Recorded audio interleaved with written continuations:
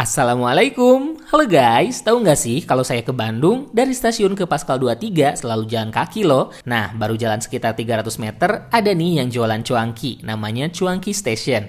Tempatnya kecil dan waktu saya ke sana pengunjungnya banyak banget. Saya pilih yang Cuanki Special Station, harganya 28.000. Dapat tetelan yang cukup banyak, teksturnya super empuk. Baksonya berukuran besar, tipe bakso urat yang tidak terlalu kasar.